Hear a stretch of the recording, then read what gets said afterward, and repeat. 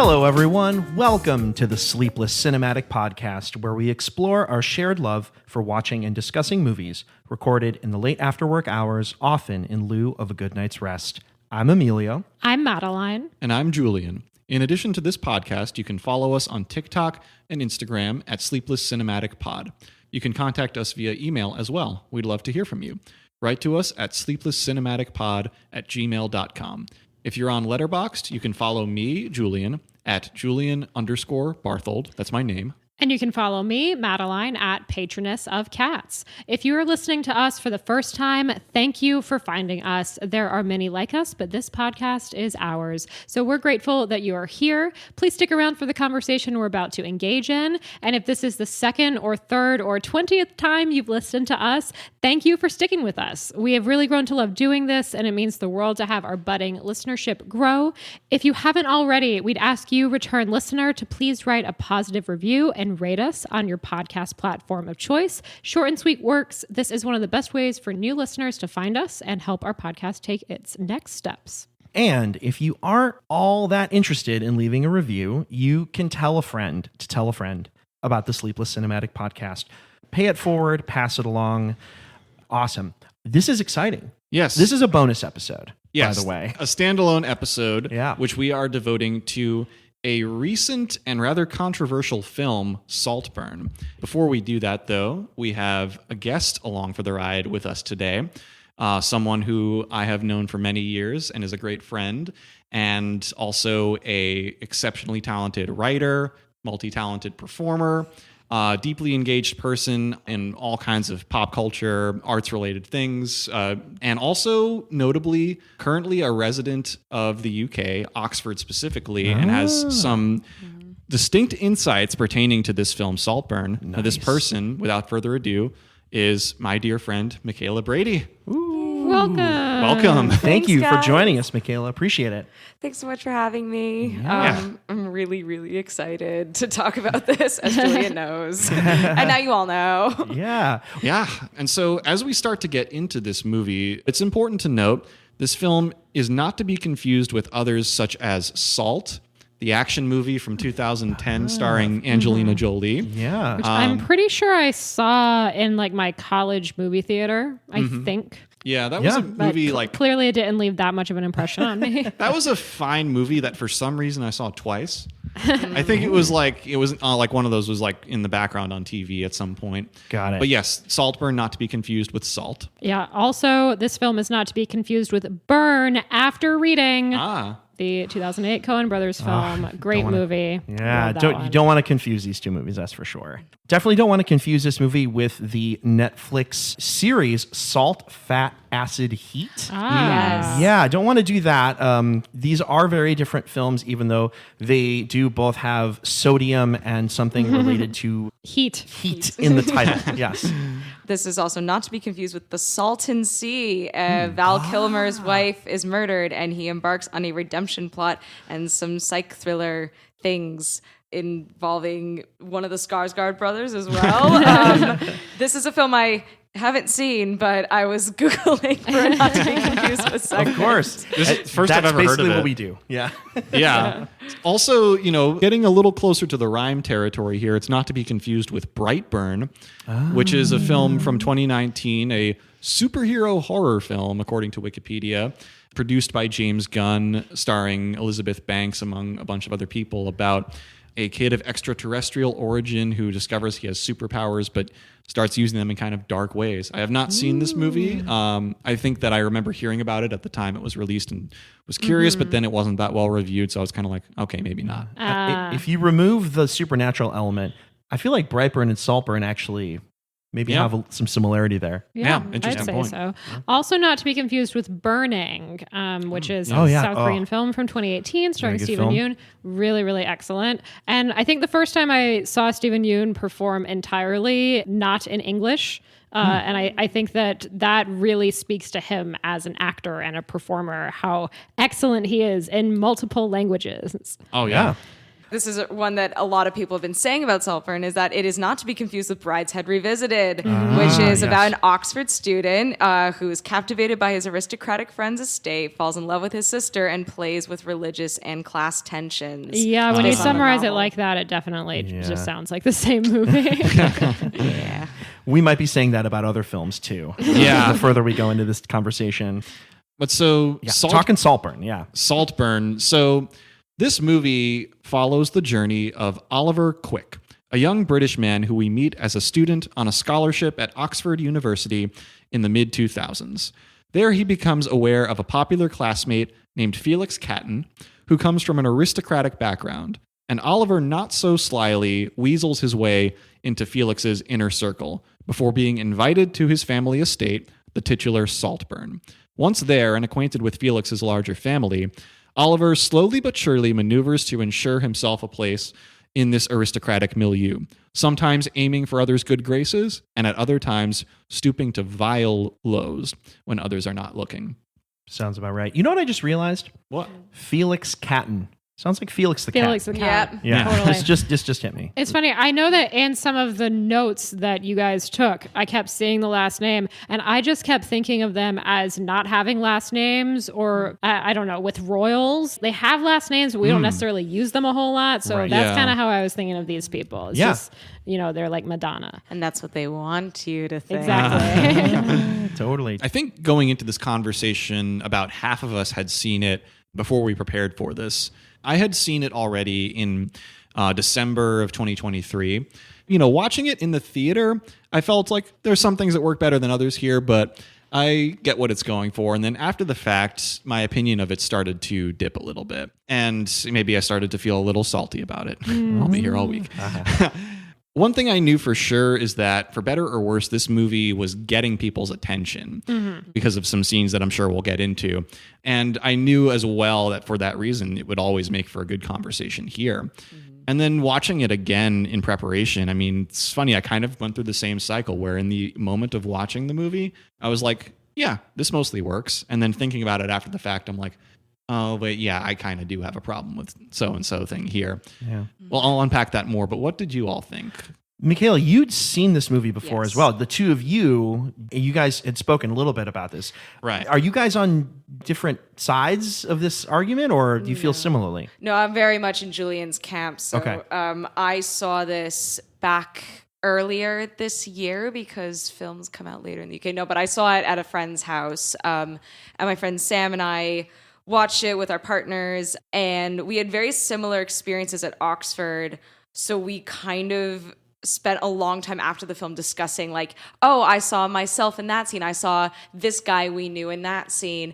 And we started using a lot of Oxonian jargon, and both of our partners were staring at us like, guys, speak English, please. And, but like, that was the initial buzz after the film. Like, oh, I saw a lot of myself in this. I saw a lot of this and that. Even in the estate scenes, like, there's elements of like being in a wealthy space as a not wealthy person, and we'll get into that. But then I mulled over it a lot, and I started to vacillate between like disappointment and appreciation. And so I'm really excited for the discussion because of that kind of tossing between those feelings. Cool. Yeah. How about you, Madeline? Yeah, I hadn't seen this. I kept meaning to get to it. Julian, you had asked me a lot at the time, like, have you seen Saltburn yet? Have you seen Saltburn yet? And the answer continued to be no until last week.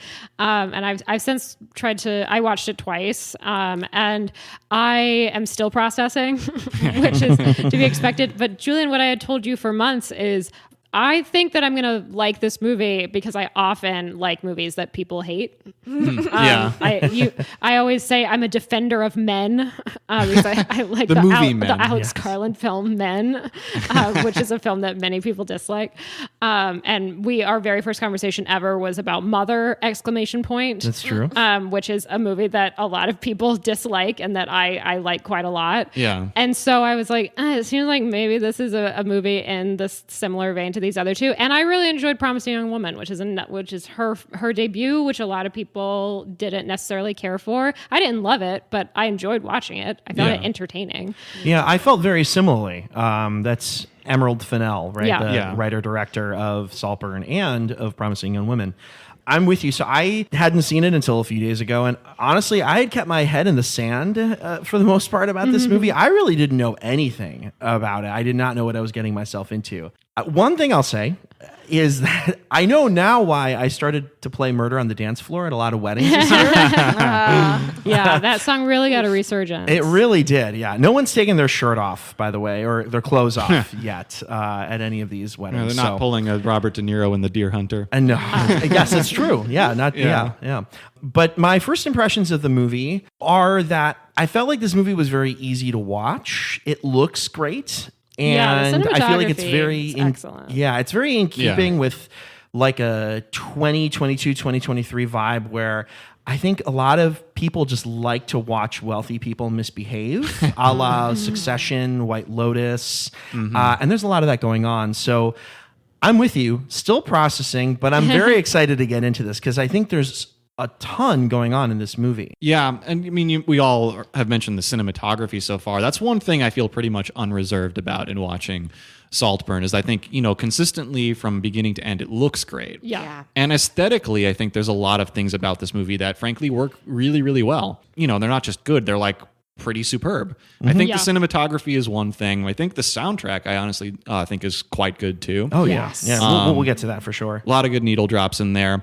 And I think this is a movie made by some very competent people on the production side and on the acting side. Most of the performances I think are pretty compelling to watch.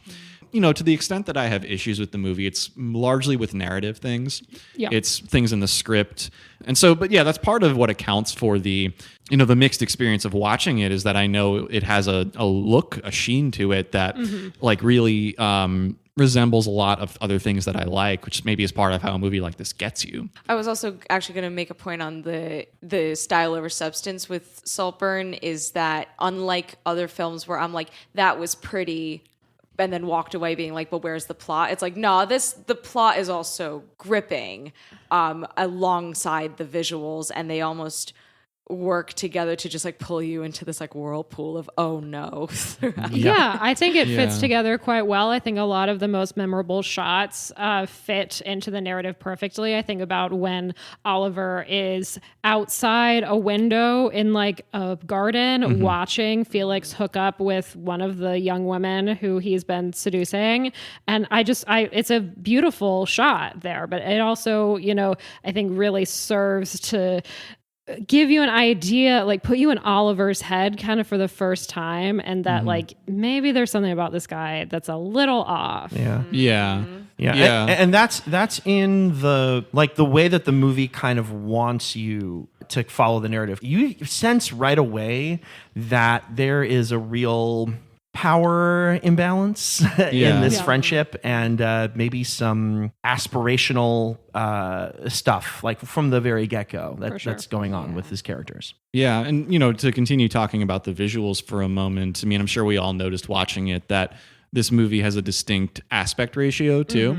Of I don't know exactly how you say this, 4:3, I assume, the 4:3 aspect ratio. Yeah, I think you're right. And according to the Wikipedia, Emerald Fennell specifically intended for that to give an impression of peeping in when watching the movies, as though you're watching from an outsider's perspective, which I think, I don't think about the aspect ratio after a certain point in watching. It's kind of, I'm just used to it, but I do think that tends to work. So before we really get, we've started to talk about the events of this film, but before we get really, really deep into it, so we've already established that this film begins at Oxford University, and well, Michaela, you live in Oxford these days. Obviously, you're not in Oxford right now. You're in New York with us. But most of the year round, that's where you are. And would you like to just take a moment to go through anecdotes that will be important for us to know as we continue talking about this? Yeah, a few of these are just little bits of trivia I wanted to get out of the way so I didn't just like interject later with like random thoughts, but a lot of these things add a bit of context because I was a student at Oxford, and then because I was in a long-distance relationship with someone, I was in between my year abroad and my master's degree there. I was visiting quite often, so I spent a lot of time in Oxford between 2015 and 2018, and that was like my student era, I guess. And so there's a few things you learn while being there that Emerald Fennell kind of reflects in her film, and then other things she doesn't quite keep consistent, and it got me thinking about why. So first of all, I want to know Ollie's college is Brasenose College, which I have a personal connection to because a ton of my friends were at Brasenose College. That's where my boyfriend at the time was, and I lived there and was a waitress there for a summer. And so I have a lot of like feelings about Brasenose itself. It's where David Cameron went. So, and a lot of very prominent people in British society and everything went to Brasenose College. It's like dead center of town. And so by going there, it can represent this air of prestige that other colleges in Oxford don't quite have. Okay. My college at Oxford during my master's degree was St. Catherine's, which doesn't have that reputation. And Brasenose has more of that reputation. So some fun facts about Brasenose is that in the hall scene, which is the only time you ever see the hall is at the very beginning, it pans to that table at the end of the hall. And if you look in the back, you'll see the high table and this little kind of statue at the top, but you don't really see what the statue is. It's kind of the symbol of England, the UK, whatever. It's the lion and the unicorn. And in Brasenose, the unicorn has a very erect penis, and the film cropped it out, which is very funny. Yep. Yeah. And it's funny also because when the Queen visited, apparently they removed the unicorn penis. So just a fun little fact. In that when the camera cut to the hall, I was like, are they going to show it? Are they going to show it? Because I had to wipe tables beneath the unicorn penis every day for a month, and I was like, that's fun. This just makes me think of the Monty Python episode where they claim the Queen is watching. Yeah. And it's like at first they're claiming to tone it all down, but then they just do all the dirtiest things they'd ever done at that point. Yes. You could have given me like 1,000 guesses, and I would have not thought that you were going to talk about that. It's great. Oxford's wild. The other fun thing, this is, again, probably a stylistic choice, but Ollie is shown in 2 shots in the JCR, the junior common room. So that's where the undergrads hang out. Okay. And one is like on the first night when everyone goes out to party and he's sitting there alone on the couch. And then the other one is like, I think he and Felix have just had a fight or something, and he's playing pool and everyone's going out to the Christmas party. And both of those shots, the lighting is very low and he's alone. And that's like what they're trying to accentuate there. Normally the JCR is like very full fluorescent lighting. It's very bright. It's where you're supposed to like have fun and hang out.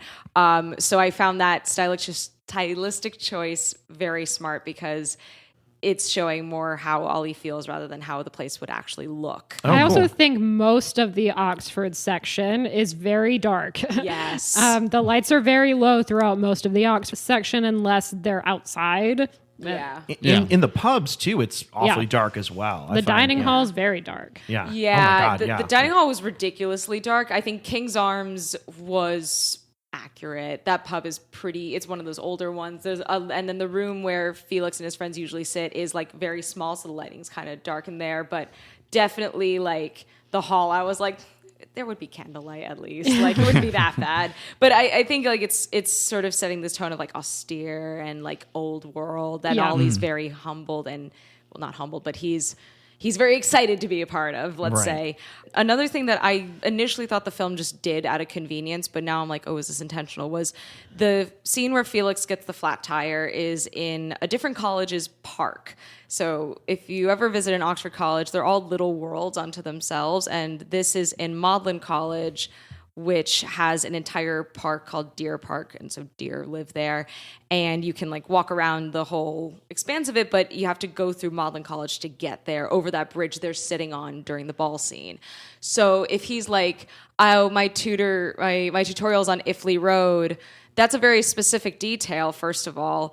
And if he's just riding through this park, that's a complete detour on the way to this part of Oxford. I was sort of like, is the film trying to show that he was procrastinating? Like, where are you coming from? Yeah, like, where are you coming from? Or was the film just like pretending that this park was a part of the college? Because either could work, because then it's used again in the ball scene. So I was like, am I overthinking this? Probably. But I didn't want to immediately be like, continuity error. Like maybe there was actually like something going on there. And I think that's...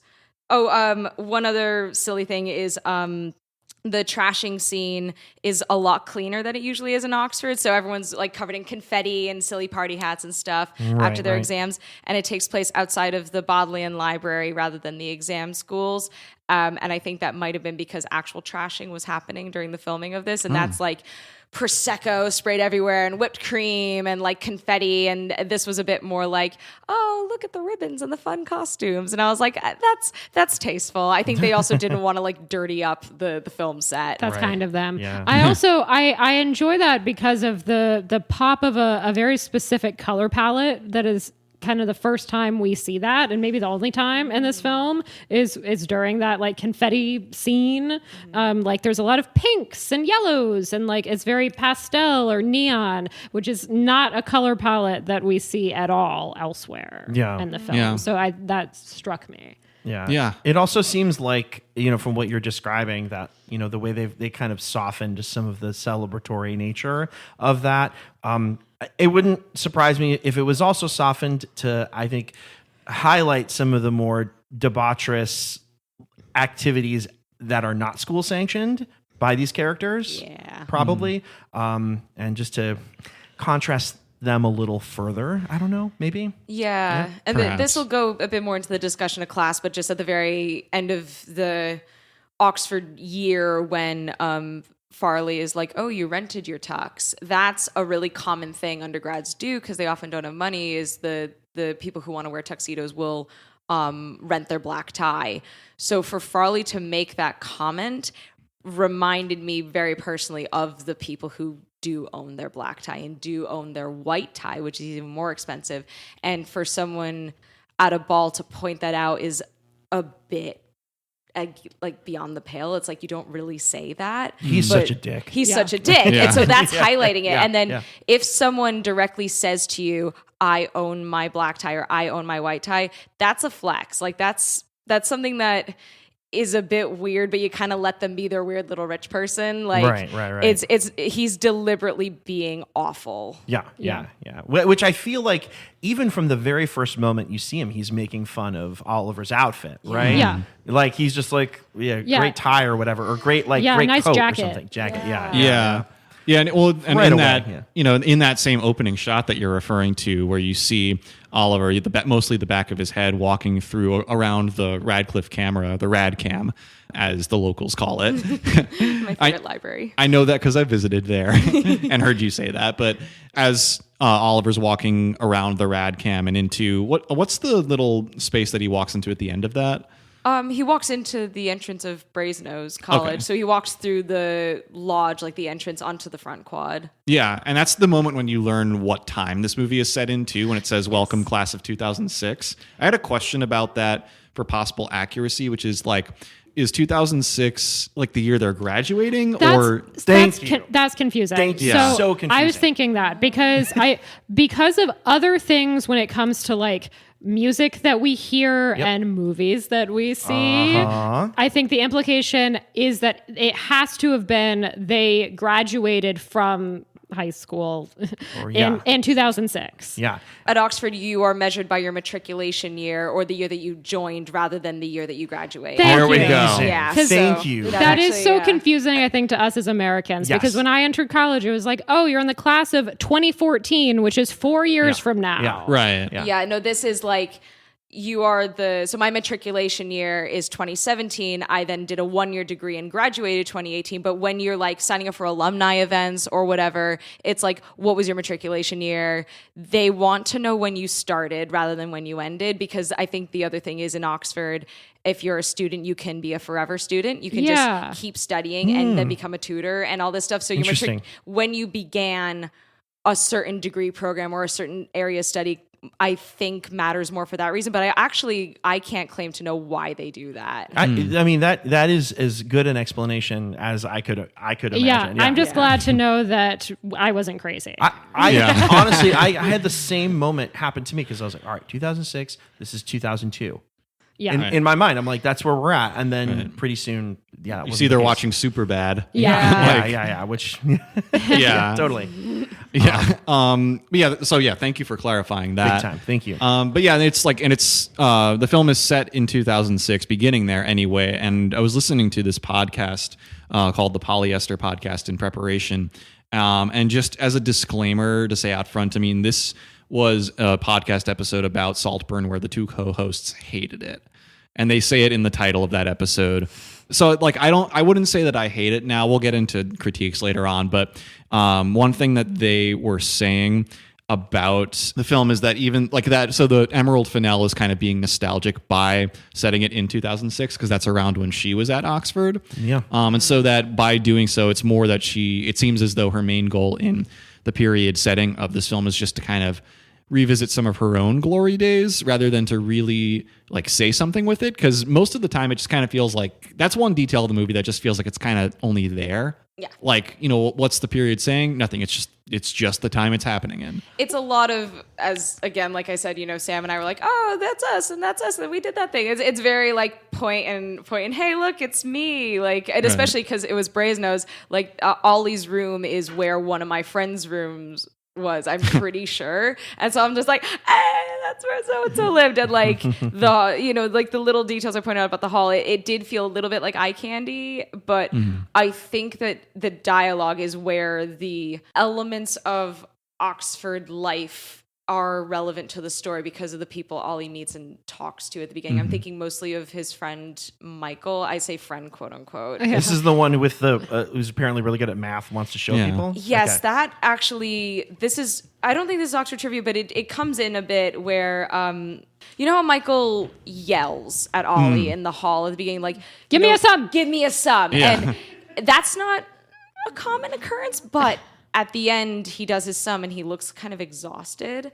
That is also not like common, like people to be like visibly exhausted by their genius, but it is a kind of little encapsulation of the feeling of like these people who are really, really smart, but also like almost unamused by it. And they're just like, they're so good at a thing that they're just like, yeah, whatever, I can do this. Yeah. There are many freshers at Oxford who are truly gifted, but also inflate their own egos. And you do see this die down over the course of 3 years as they're gradually burnt out and drained by this university. But Did you just say freshers, by the way? yes, Okay. yeah, they call them freshers. That's So, like, okay. I just wanted to make sure I heard that right. yeah, like to the point where like the beginning of the year is called like Freshers Week. And there's an interesting thought I had about that where Michael is very explicit about the fact that he's a genius. He's like, I'm a genius and I'm going to rub it in your face. Ollie is at Oxford. He got in, but he's really, really subtle about it. He's good in his tutorials and he kind of like tries to like intellectually, you know, strong arm like Farley, but even just in his interactions with people and like the way he acts, he's very like humble and quiet. And it reminded me of like the people who aren't always just like vocally very smart, but then you hear that they get firsts or like the top grade on their exams and you're like, but you were out partying all the time. It's like, yeah, and I also like studied a lot and I also just like, I don't know, I got in here for a reason. And it's like in an ideal world, Ollie is just this nice person who people underestimate. Yeah, and you know, there's that moment with his tutor at the beginning where they were talking about the reading list, and he's like, "Oh yeah, I read the whole list," and his tutor's like, "There's 50 books on that list. I haven't read half of those books." I was hoping to maybe go back to Julian. You were talking about the time period. Right. One thing that I will say is setting it far enough back allows for the time jump That's at the true. end, which Yeah. I know we'll get into actual discussion about the ending later, but I do think if you set this film in 2015, then the time jump isn't as dramatic by the end of it and then maybe carries less weight. So that's like one defense of the setting of the time period, I think. And then you could also argue that even if you set it in the present day, you're still allowed to jump 20 years in the future. Yeah. Even if you don't know the time. But the thing that I kind of like in that they place the time period after the jump by the face masks. That's a We good don't point, know yeah. anything else. They don't, it's, if you set it now and then you set it like the time jump in 2035 or whatever, then like how do you make that known? You Nope, come good up point. with like weird future technology or like show it on a newspaper or something. Which we've seen always works, right? Maybe they have electric masks at that point. I was also going to say, like, the culture of Oxford I've heard was worse in the early noughties and like the early 2000s, that like the classism was worse. When I've gone in like the 2010s, things were a bit friendlier, I would say it was still very much there because people often cosplay an Oxford student when they go to Oxford. But I like the comment that the girl makes, like, Ollie's just a scholarship boy who gets all his clothes from Oxfam. I wanted to point out, we don't know either of those things. We didn't know that, but I wanted to ask you, because when I went to college, I didn't know who had scholarships. I absolutely would not. I mean, unless somebody directly told me, and then no college that I went to ever would anyone ever give a shit. And I know that there is this culture, this class divide at Oxford, but like, how would they even know he's a scholarship? I thought about that, and I think it's either she's so snobby she's assuming it, or Ollie told them as part of his mythos. Yeah, and that's true, because we actually don't even know that he's a scholarship student. Exactly. Yeah. You know, we don't really know anything about him. And also assuming that he shops at Oxfam is her just critiquing his fashion. Yeah. We don't know that he shops at charity shops, which is another class statement that, like, charity shops are really cheap to shop at. It's basically Goodwill, but each charity has their own. And so to say, he shops at Oxfam means like he's getting like £3 t-shirts and they're used. And it shows, and it's like, maybe he's just dressing plainly. Yeah, it could be that, yeah. I'll jump in really quick and talk about this. So I'm very much still processing my feelings here, but one of the things that jumped out to me when I was watching the movie is it starts with this extremely loud music, and I was like, what is this music? Because I feel like I'd heard it before, didn't really know too much about it. And there's like this single take tracking shot that just eventually reveals Oliver, and the music that's playing is Zadok the Priest, which is the coronation anthem of British monarchs. Didn't know this. This is what the internet tells me. And it has been since it was written in 1727. So we're talking like 300 years or so of this being like the jam. And my ears were not sharp enough to hear through all those long vowels, you know, to independently discover this. When I first watched it, I was too busy singing along to Zadok the Priest to hear it, because I immediately went, Zadok, and then my friends were like, no, shut up. And I was like, why? And then just watching it again, I was like, yep, it says it. Should I spoil what it is? Like, I was just going to say that. But, they say Oliver Quick and Nathan the prophet, and it's supposed to be Zadok the Priest. So first of all, syllabically it works, which is annoying, but it's a tracking shot of the back of Ollie's head as well, walking through Radcliffe Square. And so you think, as he's entering this college that historically churns out powerful people, he has made it. And him walking through Oxford to his college is him saying, like, I am king now, in his head. And the fact that it was a tracking shot of the back of his head made me think, like, we are hearing this in his head. Okay. I could totally believe that. How about you guys? I was just a little bit surprised. It's a very specific decision for something that, like, just happens and then it's gone, because it's the only time that any words are... They're changed from the actual original composition. Yeah. I like Michaela's take on it a lot. And the other thing I was thinking about is that by the end of this film, he has become king of Saltburn. Yeah. Right. So I think it in some ways is foreshadowing the journey he is going to go on of his rise to power. Yeah, sure. I mean, it's interesting to ask the question of, what would the effect be if this were what played at the end? Because maybe there's an argument that that's a more proper coronation at that point. If he was dancing to it naked? Yeah, exactly. I think, though, that's interesting, though, that it sets out his intentions from the beginning that he will become king. Yeah. He, in his head, already is, and he is deserving of whatever that entails. Cool. And that's haunting. That's scary. Yeah. I did a little bit of digging around in this, and I'm kind of two minds. As we said before, his name is inserted, and it replaces Zadok the Priest. Now, the rest of the composition is intact. The full, I guess, transcript of what's being sung there is Oliver Quick and Nathan the prophet anointed Solomon king. And all the people rejoiced and said, God save the king, long live the king, may the king live forever. Amen, alleluia, amen. There's no other word that's been changed. And I did a little bit of digging around because I was curious, like Zardock, I don't really know too much about him, but apparently Zardock the priest and Nathan the prophet were very pious, very godly, and above reproach. But I found it interesting that it's not Oliver being anointed king. Right. It's Solomon being anointed king. So Zardock and Nathan the prophet are two people that are meant to kind of propel Solomon into this position. Right. So it's not that he's king, Right. it's that he's a part of this whole process. I don't know.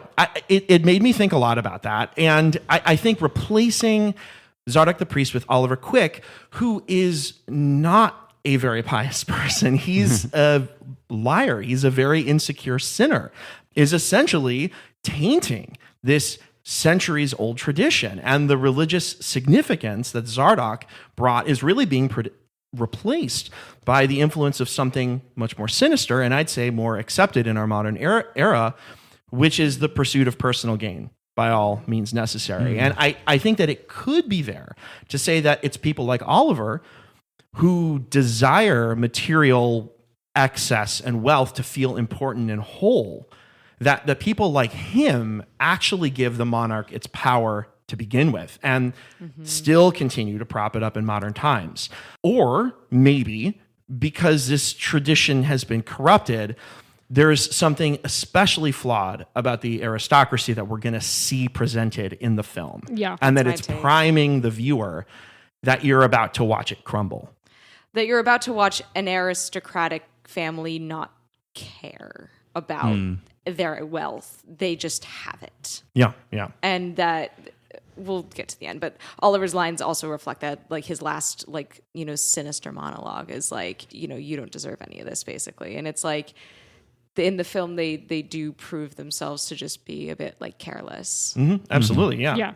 It again, like, just reminds me of a lot of the people some of the people I encountered at Oxford who had these like God complexes. And remember, the monarch in England is divinely inspired, or not divinely inspired, but has the divine right to rule. So there is, again, there is the religious tainting, but there's also this sense of like, I obviously am here. It's not even that like I deserve to be here, I worked hard to be here. It's like, I'm here. Yeah. Of course. Where else would I have gone? Like, it's so entitled. And, you know, you see these people just make absolute fools of themselves because they think that they are at the top of their game. It's I mean, I think we see that play out in this film quite a bit too.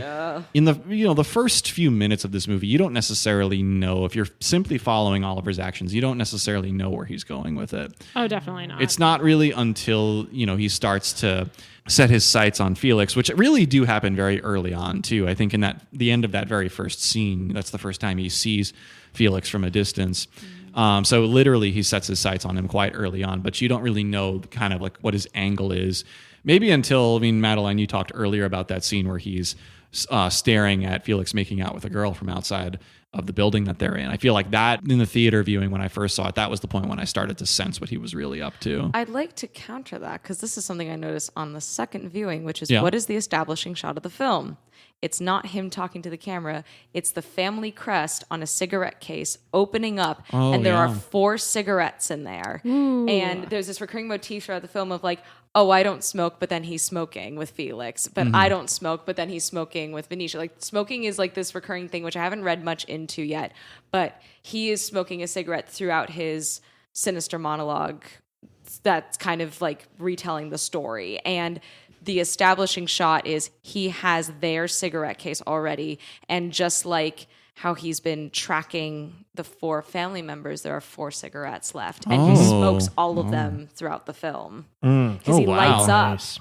And I was just like, I don't think that the lighting up corresponds to when each person dies. Because But then he'd just be smoking them all at the end. yeah. But I do think that like, it's interesting that he's already like counting down. Yeah. But yeah, we should clarify too, like that, what you just described, Michaela, is the true opening of the movie, and that this tracking shot of him walking around the rad cam. It's like opening credits. Yeah, it's more the opening Yeah. credits. That's like after once the title prologue. drops. Yeah. Yeah, it's after the prologue title drop. And that's when we first actually, well, technically Felix appears in the montage at the beginning before that, but this is when we first see Felix not in retrospect. like in the actual scene. And so then, like, you know, as the plot starts to play out, like then I started to think more, you know, to see, as you start to see the arc of the story, I started to think more of connections to other films, you know, recent and, you know, further back in the past. And like one movie, you know, for a few reasons, a movie that I was thinking about a lot watching Saltburn was the 2019 Joker. Which, and some of these, you know, sorry to say, some of these connections are not the most favorable, but that's another movie where you have like this kind of character who views himself as low, beaten down by society, aiming to rise to power and off in kind of a vengeful way. But then beyond just the plot similarities of those movies, there was also the fact that like Joker was a movie that was praised for its visuals, but a lot of people said there was something a little vapid about it, that it was like, you know, a lot of style, not a lot of substance, and that its, you know, its influences were very, very apparent. You know, in the case of that movie, it was mostly Scorsese movies like Taxi Driver and The King of Comedy. I personally thought Natural Born Killers seemed to show a lot of influence in that as well. Yeah. And another thing, you know, another comparison with Joker and Saltburn is these shock moments that like clearly aim to provoke the crowd. But I think a feeling I had watching both movies was that you have my attention, but I've kind of seen this kind of thing before. It's like, it's not really like I was listening to an episode of The Last Podcast on the Left, which is a podcast that I really like, where just as a side note to something they were discussing, one of the co-hosts said about Saltburn, this movie kept trying to offend me and not doing it. Yeah. Yeah. That's actually a good line. Yeah. I thought that summed it up pretty well. And so then with like all of these shock moments in the film, which, you know, there's some that come later on that maybe are better to save in our discussion, but I think the first time you really get one of those is that scene in the bathtub. I think the bathtub scene, I sort of like fast forwarded this time because I could. I was just like, nah, I don't need to see that again. Like, it's so good because I think for me, it really does draw the line between love and obsession, because Ollie's like, I wasn't in love with him, but I loved him. Actually, I really hated him. That's obsession. That's not love. And like, he just wants what Felix has got. He doesn't really, and maybe there's like attraction there, but it's just because Felix exudes this confidence, this power. I think that he's just so like, you know, confident and like bold, and like, you know, he's quite a lad. And Ollie, in his aspiration, I think maybe wants to be Felix. And then when he sees Saltburn, his aspirations change and grow. I don't think that he is planned to take over Saltburn from the beginning, but I think he's always wanted to become Felix. Yeah, I had the same read, and I know other people have had different reads that like, oh, he had this entire master plan the whole time, and I think that's not true. I think we're maybe giving him a little too much credit here. So I definitely read it the way you read it. And yeah, I think that you can read the bathtub scene as erotic, but for me, I was like, he's trying to absorb the power because I think that after this scene, we see kind of a shift in him. He becomes a lot more brazen. We see his flirting with Elsbeth after this scene. We see his hookup with Venetia after this scene. Yeah. I think that really this is, whether it's, you know, actually happens or if it's all in his head, I think that this does give him a certain amount of power going forward. As I was making those Joker comparisons, I mean, I mentioned that there was like some pretty apparent influences or comparisons that you could make with that movie.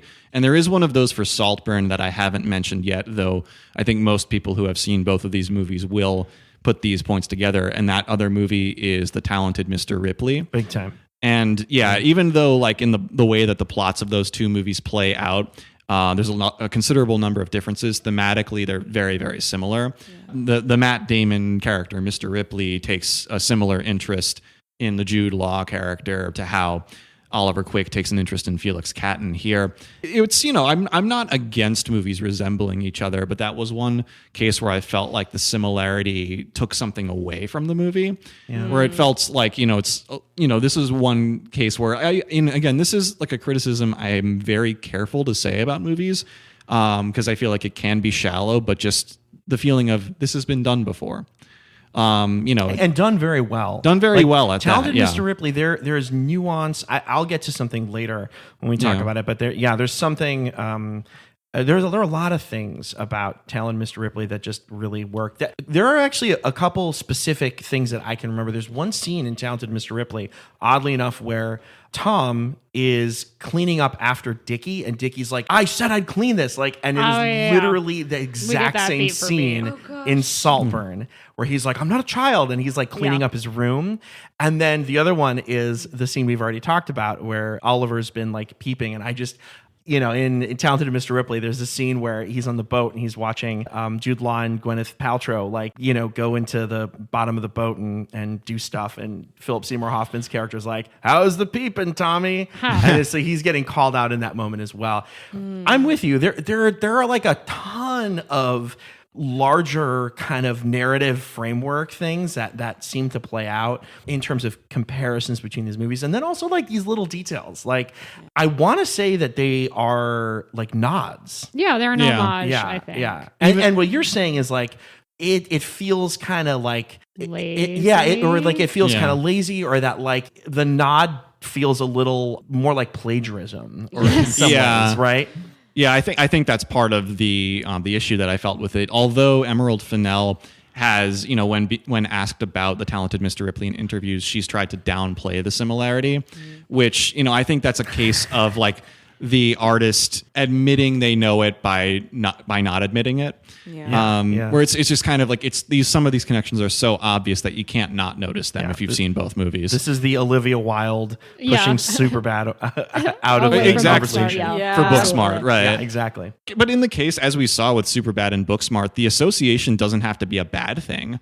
Like Booksmart, it builds on the influence of Superbad really, really well. Yeah. And I just feel like, the moments when you think of the Talented Mr. Ripley watching Saltburn, I mean, it doesn't feel like it's building on them. It just feels like it's recycling some of those plot points and devices.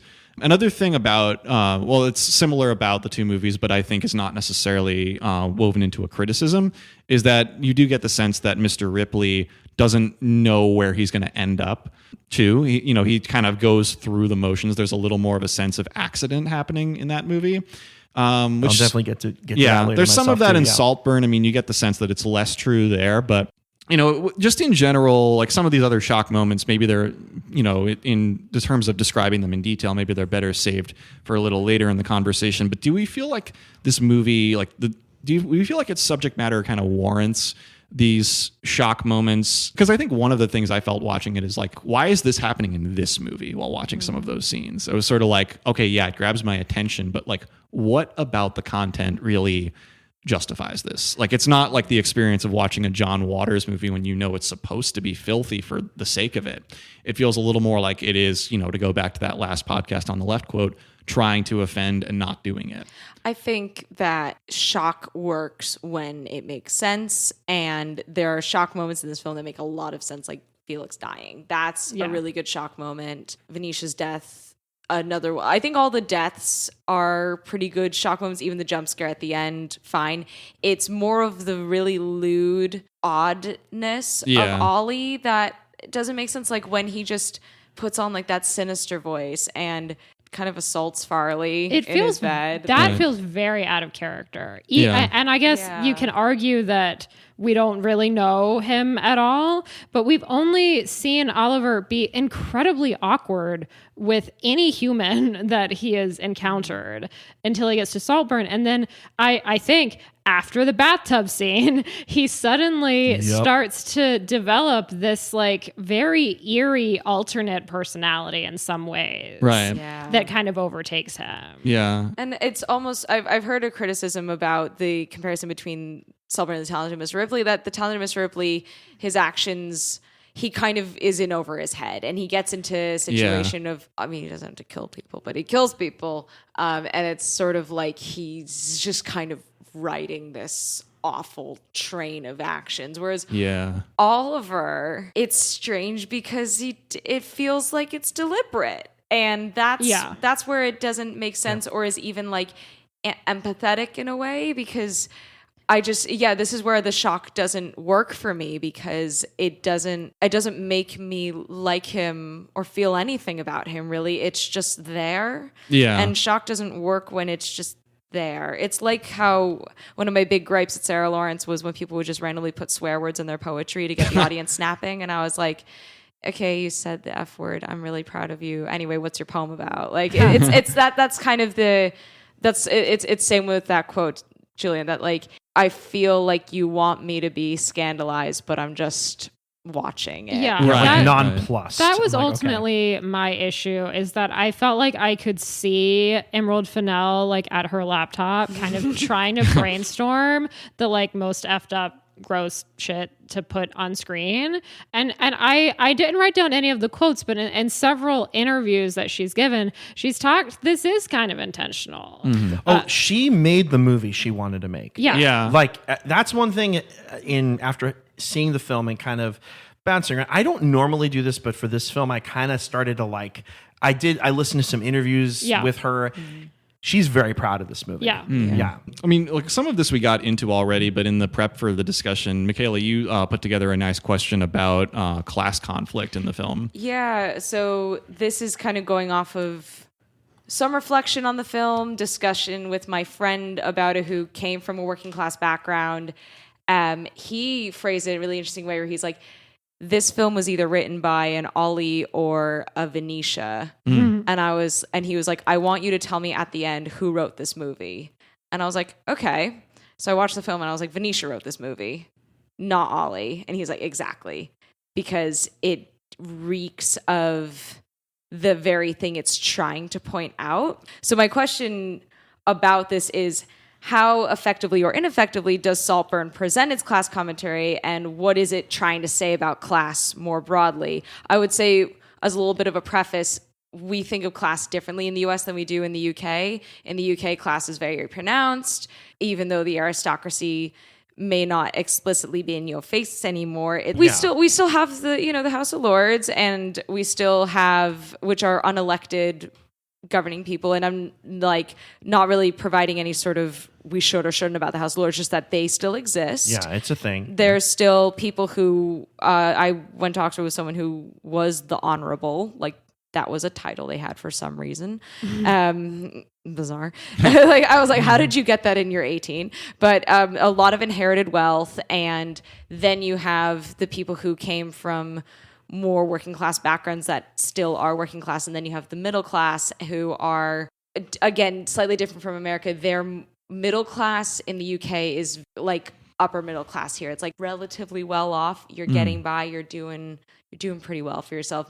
Over here in the US, it's a bit more like the clear dividing lines are more along like race or some other demographic. But in the UK, like class is everything. Where the town you come from says so much about what class you probably are, because of the life of the majority of people living there. And that sounds like a caste system. That sounds like Yeah. things are like preordained. And Yeah. like there's all these things now where I say Oxford is better now. There's these access schemes, and that's what they're called, like where they're trying to get more people from working class backgrounds, and maybe just this is that whole thing. And Like, it sounds a lot like philanthropy. America, you know? Yeah. Like that bit is very similar, where it's like we're trying to get more people to go to the good universities, quote unquote good, because they wouldn't otherwise, and we don't want to come off as this very exclusive institution anymore. Right. And some access schemes are better implemented than others. So that's kind of the stage that is set for all these sort of estate genre films. Once we have Oliver's true background revealed, how do you think his background and his family fit into the UK class system that you're describing? Oh, they're middle class. Yeah. Like this is what I mean about it's never actually said that he is on a scholarship, because maybe he isn't. Like given how nice his house is and how like his parents are very lovely people. They mentioned that they're working people, but that like they could have scrounged together the money to send him to Oxford. Yeah, I don't know. absolutely. I He don't has think. sisters too, right? Yeah. And he has sisters. So, yeah. They like- were vacationing in Mykonos every year. It's like, and so I do think that is the reveal of his true background. It kind of throws a wrench in the class commentary. Yeah. No, absolutely. And that It doesn't, because so I would say Sam and I discussed this a lot about the fetishization of the working class in places like Oxford, but it's just in wealthy spaces in general. And you get this with Felix from the outset, where he is, to be honest, I really like Felix as a character. I do too. I don't hate him. I have a point about that later. He doesn't deserve what happened to him. I think Felix is a lovely himbo that would have learned to be a bit less of a dick, or maybe he wouldn't, but like I think his heart is relatively in the right place. He could have matured into a very kind-hearted, like he was showing all the full signs. human being. Yeah. Like he was looking to evolve and learn. Yeah. And that he had Ken. a capacity for generosity that goes against his elders and his family. Exactly. Yeah. Yes, but I would say where he comes from is that he comes from people like Elspeth, who have an aversion to ugliness, who, when Ollie first enters the room, she says something like, "Oh, but you're so right about the eyes. Like, oh, he has beautiful eyes." But she's observing him like he's a specimen. Right, Yeah. right. And so Felix has translated this into when the flat tire happens, he assumes Ollie will wheel his bike back to college. Yeah. And he's like, "Oh gosh, that's like fucking lovely of you." Like, he's doing the lad thing about like swearing while being charming. Like, there's this like slight crassness, but he's also like getting away with it because he's charming. And then he, from his point of privilege, assumes Ollie is going to do this thing for him because he doesn't see that his bike could just be left there. He assumes people will work for him. He also in this scene gives these like very heavy dramatic sighs a few times. Like, take sympathy on me, because he knows that it's very easy for him. Yeah. Yeah. And he expects service without considering like the other person. I'd say like there's this interesting moment at the pub when Felix is like, that's my lifesaver over there. Oh, fucking legend. Like, and he's so warm to Ollie, and it's a bit over the top. Like, he's like quite loud about it. Yeah. And I was thinking that could have just been Ollie's memory inflating what happened, because Felix could have just been really nice to Ollie and waved him down. But like him say like, that's my legend, that's my lifesaver. Like, oh my God, look at him. Come over here and talk to my friends. Like, that just felt very unrealistic, but I don't know, maybe that was just bad writing. I do think Felix, though, is a very like boisterous person. Yeah. I think even if he doesn't realize that aligning himself with somebody like Oliver in that moment might make him seem slightly less cool, I think he knows how cool he is. That's the thing. When you have that amount of power and like social capital, you can do that. You can bring in the most uncool guy at school or whatever and have it not affect your reputation. And in a way that maybe a little bit like somebody like Cher in Clueless. Yeah. You know, somebody, you know, she's like, you know what? He's my project. How, like, if I'm as cool as I feel and people around me seem to make me feel like I am, they will accept him as part of the group, as part of this like exclusive clique. He's the pet. Right. And there's an interesting thing that Ollie knows these middle to upper class people will assume he's working class. So he knows how to play up the reluctance to spend money. He conjures up Felix's pity. Like, there's an allusion to that at the end, but like from the outset, when they're like, all right, it's Ollie's round, he's like, oh no. That's all him playing it up. And then I wanted to note that in the montage of them becoming friends, there's a really important conversation where Felix asks Ollie about himself. Ollie deflects. Felix pries. Ollie says he has parents, and very generally, and then Felix pries further. And Felix like, why? What's going on? He's like these rapid fire questions, like an almost like unfair interview, because Felix is looking for the sob story. Absolutely. And he says and like Oliver says that later. Right? Yeah. And he says, was it awful? What was it awful? Yeah. Like, because he's in like absorbing this as entertainment to a certain extent. And also then it's kind of self-aggrandizing, like, let me be the altruist, you know. When Ollie gets a call from his mom and then shows up at Felix's door crying, the mom never said anything about like anyone getting hurt. Ollie made that up, but Felix definitely assumes that Oliver's in need of help and, brings him aside. And unfortunately, that then stokes Ollie's obsession because it's like, oh, Felix is interested in me. Well, this is a point where Oliver is completely manipulating Felix, though, because it's at this point, Felix is upset at him. Like, they're in an argument. Oliver, I think, concocts this story because he knows that Felix will take pity on him. Yeah. I was just going to say, to your direct question about like the class commentary, I feel like one of the things that this movie gets at is how, and we were just discussing this, how both sides of the class divide really need one another. And that someone like Ollie looks at someone like Felix with this kind of desire that he's living some kind of life that he wants, that he has power that Ollie doesn't have. And for Felix, somebody like Oliver is, like you were saying, entertainment. Having somebody like Oliver in his life, and I'll go a little further on this because I think the movie eventually introduces Elspeth, who I think some of these themes roll out even further with, is that someone like Oliver to the Catton family is like this confirmation that their shit doesn't stink, that they're where they're supposed to be. Yeah. And they mentioned too that there's like Oliver is kind of the latest in just this rotation of people. Yeah. That, or maybe not a rotation, a succession of people that that Felix Like he has brought another friend. Yeah, it was he brought- Eddie last year. Right. Yeah, and so that they always just get these new people coming in to feel that same confirmation. Exactly. And then one thing, like I guess getting a little more critical about it, in that podcast I was listening to, the Polyester podcast, where they hated Saltburn, one of their criticisms having to do with the class commentary element was that after that scene where Felix takes Oliver on that sneaky trip back to his parents' place in Prescott, that I think it's a compelling scene to watch, but that scene does kind of do away with the class commentary in the movie to an extent. Not completely, but in the sense that there is any representation of a working class character in it. But the thing is, this actually then opens up what an article reviewed to me by Robert Sinner. This is a class commentary about the middle class. Yeah. Actually, it's about, you are the petty bourgeois. You are at the cusp of power and wealth, but you're never quite there because you didn't inherit it. You didn't. You're not reaching that CEO level billionaire stuff. And these people are surpassing like billionaire level. Like there's something else. And it's this cloying. It's this need. It's this drive to become it, to embody it.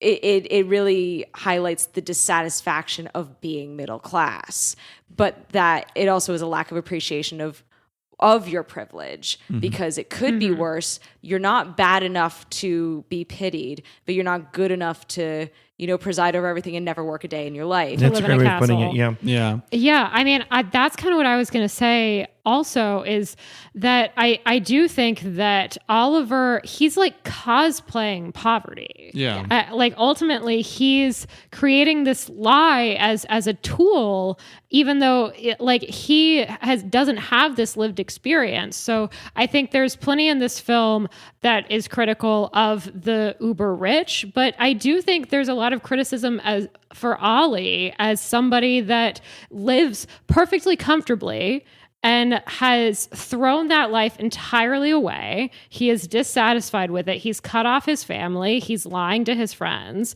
so that he can pretend to be more pitiable than he is. I feel like that ties rather nicely into something that you brought up as a discussion point, Madeline. This idea that there is a putting on of a show. Yeah, that I mean, Ollie's doing. We started getting into this a little bit already, but when Oliver and Felix are arguing in the hedge maze right before Felix's death, Oliver says that he was just giving Felix what he wanted by crafting this elaborate lie about his background. And we know that Oliver has other motivations, which we see play out, but I do think there is some truth to what he's saying. So my question to you guys is, do we think Felix would have been drawn to Oliver if he didn't present such a tragic backstory? Would they have become friends? Yeah, I don't Great think question. I don't And think so. yeah, based on particularly what you were just saying, Michaela, I think probably not. That he's looking for that sob story. And I wonder, so this is something that my friend pointed out that he I asked him, like, do you have any thoughts on this for the podcast? And he mentioned that the type of social grasper at Oxford that is trying to scramble upwards, they wouldn't necessarily be cosplaying poverty. The people who cosplay poverty are like the slightly wealthier people who are like, I'm not actually that rich. We had quite a few of those at Sarah Lawrence as well. Yeah, they exist in Williamsburg mostly. Gosh, yeah. But my friend said, while that person exists, they usually spend their time trying to be perceived of as a higher social class than they are. Like, so people will falsely double barrel their last names, or they will like rent these like very fancy suits and things. I knew someone who jousted for their college wife just because like that was a phrase, but that like because it looked like he came from like propriety and not propriety, but like you know, that kind of thing, like in the upper class. And to pretend to be poor takes so much more effort. When you're in Oxford, you can kind of fake it till you make it. I remember I wasn't on the list for like a political group's election, and because I wasn't technically a member of the club, all I had to say was, I'm not on the list. And they're like, oh, go ahead and vote. It was like, you just have to pretend you're entitled and people will just go with it. So it isn't that believable for a middle-class social grabber to do all he did. So it is way more than of a performance. Yeah. He wants specifically what Felix has got. Yeah. And thinking of other similar films, not just The Talented Mr. Ripley, but other films Michaela, you referred to this estate genre. I mean, like a movie that I've seen, and I agree with this, but I was reading had a lot of influence on Saltburn is Barry Lyndon, the Stanley Kubrick movie from the mid-'70s. I could see that for sure. And I think that Emerald Fennell said herself that she wanted Saltburn to be Barry Lyndon meets Indie Sleaze. That sounds like something she'd say. That does sound like something she'd say. But then, and I don't want to say that in a bad way. Yeah, it's not disparaging. Right. And I do agree with the comparison between the two. I don't think that Saltburn echoes Barry Lyndon in the way that it does The Talented Mr. Ripley, but that, you know, in that movie and in others of that category, some others I thought about are like The Favorite, Yorgos Lanthimos movie, and Parasite, of course. Yeah. That, you know, there's always this sense, if not of pity, but like sometimes it is of, you know, generating pity, but of doing some kind of performance to win the favor of the higher class. Yeah. Another one I thought of that I watched recently was Gosford Park. Oh, It fits into this as well. And there's a very specific scene that I thought of and that Dougie reminded me of. Gosford Park has that same scene where they don't know how to order breakfast, where like the breakfast is on the side or whatever. And so you don't actually order it with a servant or whatever. You just order the eggs. Apparently this is so commonplace that it's this exact same scene as in Gosford Park. Oh, yeah, wow. so it's a thing in like hotels, and I guess like if you stayed in enough like B&Bs and hotels, like you can kind of get the gist. But I don't know. It was also kind of odd, I guess. Their That was reaction to it is, I think, what's so odd is that they are shocked that he could be so ignorant to their customs. Same thing with like when he first gets there and he's arrived too early and the gate isn't open yet. It's like, well, they don't understand how he could not understand.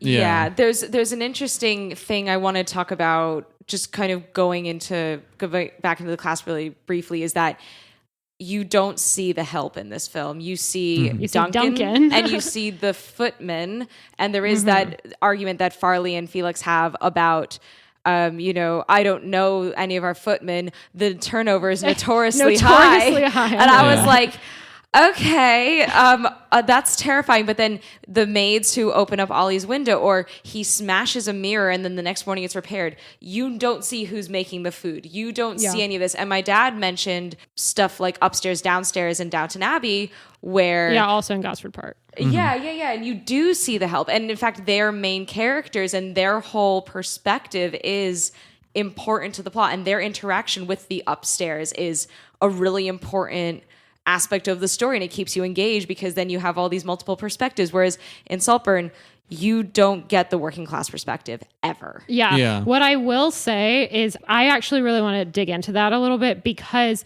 for precisely the reason that you're citing, that we don't see them outside from Duncan, that's why I think the end is really interesting if you look at it through the perspective of the help. And I think specifically Duncan, who is obviously like the highest tier of the help, but still ultimately is an employee of theirs. We've been talking for a long time, so we're finally going to get to the ending soon. But essentially, Oliver is able to take over this estate after the deaths of the rest of the family. In the scene where Elspeth is writing her will, Duncan is in that room. Yeah. He has been taking care of this estate for, I think we can assume, decades. And yet he is watching her sign it over to somebody that she barely knows, who has no claim to it for any reason. Yeah. And ultimately, once he does take it over, the assumption is either that Duncan is going to continue to work at Saltburn and now be at the mercy of this murderous psychopath, or Oliver's going to clean house and say, get out.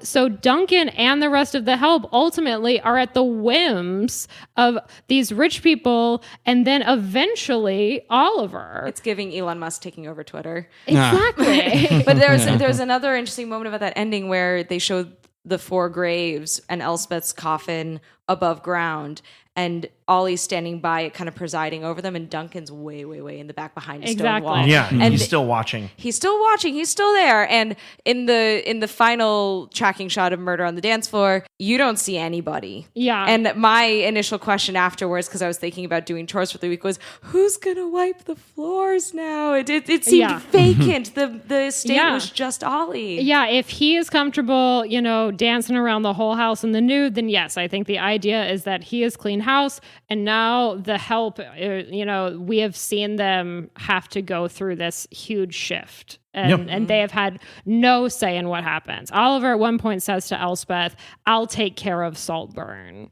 And I guess I realized we kind of derailed a bit from like the question of the show he puts on. But I think that there is something to be said about like people putting on shows around Felix. And then when that's over, Ollie's still acting, or he's still doing this, and it just kind of makes you think that this is just who he is. The show was purely the play acting poverty and being all like modest and humble, and when Felix is dead, Ollie just isn't putting on any sort of show anymore. He is just this kind of evil. Yeah, I mean, he's definitely putting on some kind of a show in that dance, but in that dance, Yeah, but it's not like, he's not doing something fake there. Right. Yeah. Well, he's won. He's at the mountaintop. Yeah. At that point, because he has to continue this show so that he can get back into Elspeth's good graces, supposedly a decade plus after his summer at Saltburn. Well, I think, that sets us up pretty well to talk about the ending of the movie. Yeah. So I think like in my general sense of like reviewing its quality, I think going through it this time, I was feeling kind of like the first 2 acts of the movie mostly worked for me. And the 3rd act is where I start to have like things start to feel a little bit shakier. I feel like, we'll get into it a little bit more deeply, but I feel like there are some things that, well, maybe it's appropriate to Oliver's name that are just happen a little too quickly in that 3rd act of the movie. Yeah, I will say that one thing that I like is the scene after they find Felix's body where they have lunch. Speaking of cinematography, that's a really well shot scene. And shock value. I mean, that to me is, it's like it's shocking without necessarily being graphic. There's something emotional at the core of that you're just like, what is going on? And I think like this scene is trying to symbolize ultimately like moving too quickly past tragedy. Yeah. And then the film itself goes on to do that for the subsequent deaths. Yeah. Got it. And we haven't said too much yet about Richard E. Grant playing the father. I love him. Yeah, he's quite good. Great to wear a performance. suit of armor at the party. I think like he's excited to do it. Yeah. That scene that you were talking about, though, I think is when he really gets his big moment in the movie. Totally. We don't care about your American feelings, Farley. Yeah. Again, quite an accurate thing that someone would say. I mean, and Farley was like a character that I felt like mixed about his portrayal for a few reasons. I mean, I feel like he's pretty, we haven't said much about him yet, but he is, like positioned as kind of an interloper. Like he is, he's Felix's cousin from America who's also studying at Oxford. And you get the sense that he really is like He's a member of the family, but he's a hanger-on in a similar fashion to Oliver, and he is kind of positioned as a rival to him, as like someone else who's vying for this, if not for the fortune itself, just to, to be part of this milieu. Yeah, I think if Oliver had not revealed what he does in that lunch scene, and then I could have seen Farley being the one to ultimately take over Saltburn. Yeah. And I kind of wanted to sort of mention about the ending, but also Farley, that it is predicted throughout what Ollie will do, because he first sees how the family treats their guests when Elspeth starts gossiping about Pamela. Poor dear Pamela. Yeah. Carey Mulligan's character, you get a lot of concern showing about like, oh, but she's just terrible with men, and she like keeps like falling in love with this Russian and all this stuff. And it's like Carey Mulligan's character is tragic and kind of funny, but mostly tragic. And Ollie observes how easily the family just turns on their guests. If you overstay your welcome, or if you don't present the pitiful narrative that they like, then you're not a welcome guest. And so even later, when Pamela, we find out, has passed, and Ollie says Pamela died, and Elspeth says she'd do anything for attention. Yeah. It was funny, but it was upsetting as well. And then Ollie later says he was talking to someone else in reference to Farley, and says someone has to entertain us all. And he's trying to position himself as more of part of the family than Farley is. And yes, there's a rivalry, but I think he is immediately like, if there's anyone else who's a guest or anyone else who is also in my position, I have to be the best of it so that they keep me. Right. And no one else is allowed. Yeah. So his drive, the tussle between him and Farley, like with the karaoke scene and everything, is all power play, but Ollie is in the background weaving dissent and resentment against Farley as well. Yeah. I think there's a really pivotal scene where, and it's kind of, I think the scene that plants the seed for everything that happens later, maybe a way to get back to the end here, where Ollie is talking to Elspeth, and he starts talking about Pamela, but he, I guess, mentions or casts doubt on some of her stories. Yeah, that she had like inconsistencies. Exactly, right. And in doing so, he realizes that if he plays along with Elspeth's own feelings, again, putting on a show here, that he's able to ingratiate himself further with her. And that if she thinks that she sees in him somebody that operates very similarly, she's going to keep him around longer. And she does. And she definitely does for our ending. Yeah. I don't know. Did you guys have any like gut feelings about the end in terms of like, did we feel like we needed this denouement that no.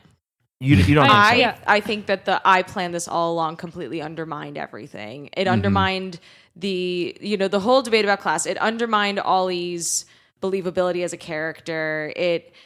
But I did like your point earlier, Maddie, that like he couldn't have planned literally everything. It wasn't this dastardly plot from the get-go. I think it is more like he planned at least to be close to Felix, and then other vile actions and other like plans formed once he was at Saltburn. But the film does frame it as, and I planned it all along, it was all just a dream, and that's not what I didn't like that. Yeah, I find the montage flashback very odd for those exact reasons. I think that you can still read it as these are all his manipulations. Like, regardless of what his aim was at any given time, these are all lies that have led us to this point. And that's why I didn't necessarily read it as the film confirming he has had this master plan from the beginning. I think it's just reflecting on all the manipulations he has succeeded at throughout the last several months. I think it's very silly, but I think that it ultimately like discounts the intelligence of the viewer to Yes. say, we have to show you point blank and tell you explicitly what happened. Right. Even though at this point, it's all been made incredibly obvious. Yeah. Just because we didn't see it on screen Yeah. doesn't mean that we didn't know that we it was didn't know. happening. Yeah. I think this is probably one of the most commonly criticized moments about the movie, and like my feeling watching it that, you know, I've talked to some others who felt the same way, is that like it is positioned as though it's like an M. Night Shyamalan style twist. Yeah. That's exactly what I Right. wrote. But he doesn't do the flashback thing. And also that, like, I think when you have a good twist in a movie like that, there's often an element of subjectivity, which, like, it's not really what's at play here. It's more like the film objectively telling you this is what happened. It's not like, you know, you see it one way from Oliver's perspective and then it's contradicted. You just, like, it's already obvious that he would have done that. Yeah. It's more just kind of confirming that Yeah. for you. yeah, And exactly. I agree that also, like, the film has shown us very clearly, like, what Ollie's about. And, Yeah. like, there's a detail that I found really important, which is that in that lunch scene, you know, the room turns red when they draw the curtains. Way, way back in the beginning when Ollie's crying in Felix's room saying, like, my dad died, Felix has the curtains drawn and the entire room is red. And Felix is wearing a red shirt. And then Ollie's birthday scene in the stairwell, like, when they are all saying happy birthday, is completely red. And I initially and thought, then they forget his name. and they forget his name, and it's really cringy. But I thought for a sec, like, oh, red is the color of grief in this film. That's cool. And I was like, no. The red is the color of Ollie at the height of his power. And Interesting. so we get it. We don't need you to spell it out for us. Yeah. Like, that was made so obvious. This is a very unscientific opinion I'm about to say right now. But I think a depiction of a character like Oliver versus a Tom Ripley, I think people just want that these days. And I'm saying just like the general movie going public, people who like turn on Amazon Prime and I'm like, let's just watch something, or like open up TikTok and they're like I want a supervillain. I don't want a human being who made one bad decision and another bad decision and suddenly have to kill in order to stay out of prison. And so for that reason, it's like I can appreciate the movie for a number of different like merits. But I think that's something that, like, the depiction of Ollie as like a supervillain to me is really what they're leaving it with. And it's like, I'm not as drawn to that. It's just unrealistic. And then I think your point, Emilio, that like people crave clear-cut superheroes and supervillains. Yes, and I resent Marvel heavily for that. But I also think that the audience reaction to it is telling that maybe we're tired and we want nuance because people are disappointed by this.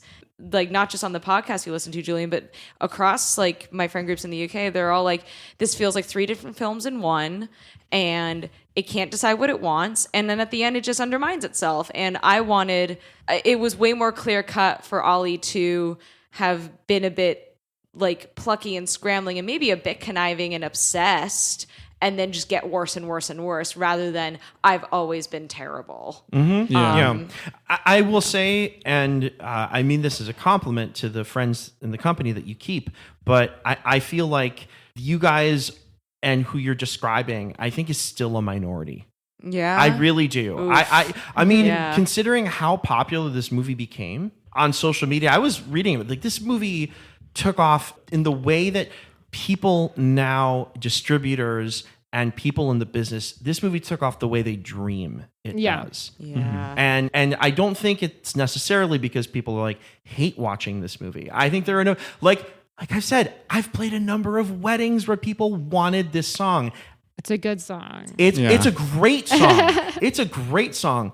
But the fact that, and I know that this was a hit in the UK, but it was like a minor hit in the States as well. I knew about this song before I heard it in this film, or before it was on like a set list I was supposed to like learn for a gig.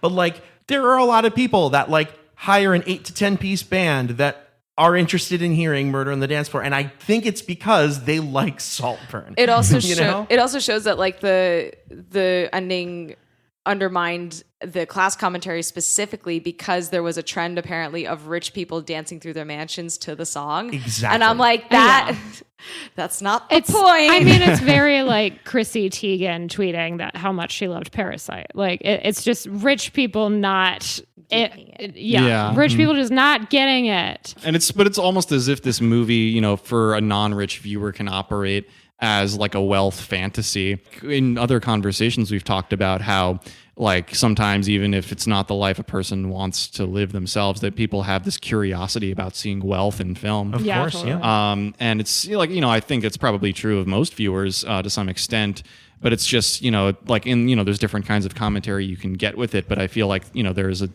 some people probably just enjoy this movie from kind of the sick thrill of wanting to, be able to do that in a mansion themselves, even if they don't want to get there by the same means. Because they're Ollie. Yeah. Yeah. Well, there we go. Can I make an argument in favor of the ending? Sure. Okay, Go for cool. it. I don't know how much I totally believe this. I'm still processing the end of this movie anyway. But like I said, I listened to a little bit of Emerald Fennell talk, and she said that it was super important to her that the way that the movie ends was that Oliver's dance be a reverse of his entrance to Saltburn. And she doesn't say this directly. I kind of have interpreted it, but I think it's her way of saying it's Oliver's way of like reclaiming his access to Saltburn, that he's not just being like led to a bedroom that he can inhabit for a while, but now he has control over every room that he's passed on his way to get to the bedroom. So I think there's something to be said for that. Like, I do appreciate a callback like that that's like very hyper specific. And I'll say this too, this is going back a little bit to the very insertion of Oliver Quick in place of Zardock the priest in the very beginning of the movie, because I do think, I like to believe, or I'm choosing to believe in this moment, that the decision to do that is there to set up this dismantling of the aristocratic presence in the film, and that the ending, this ending, really follows through on this.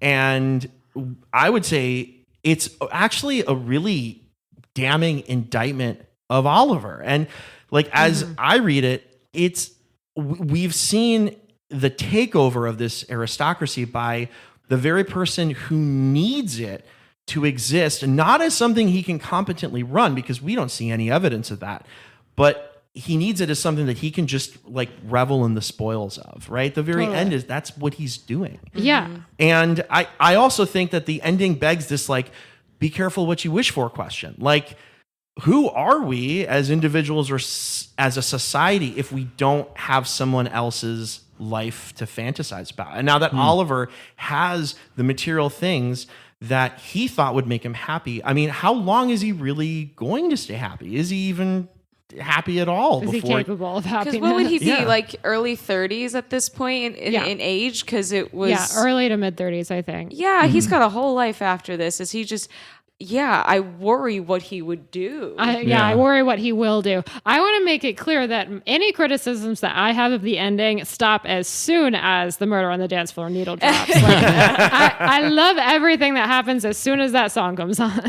Yep. Yeah, but I agree with you, Emilio. I think that that's a nice argument for the ending and a sort of warning as well. Yeah. Like, I think there's a way you can read it and be like, this shouldn't be happening. Yeah. But I mean, I do think a lot of people are not looking at it that way. Yeah. No, again, like they're thinking, oh, I could take over Twitter one day. Like, Right. I think like part of my own lukewarmness from the initial viewing of it was like knowing as a viewer that I can see like the cautionary tale elements of it, but also feeling like this movie is not doing enough by its own devices to display those nuances. Like, they're inherent to the story, but I feel like almost as if the script is missing some of its own detail. And there's no, again, like, I like Felix as a character. There's no vindication when he dies. Yeah. There's no vindication when any of them die. Well, They're not allowed any feelings. That's another thing, is that like, where the ending starts to feel a little less believable for me is like,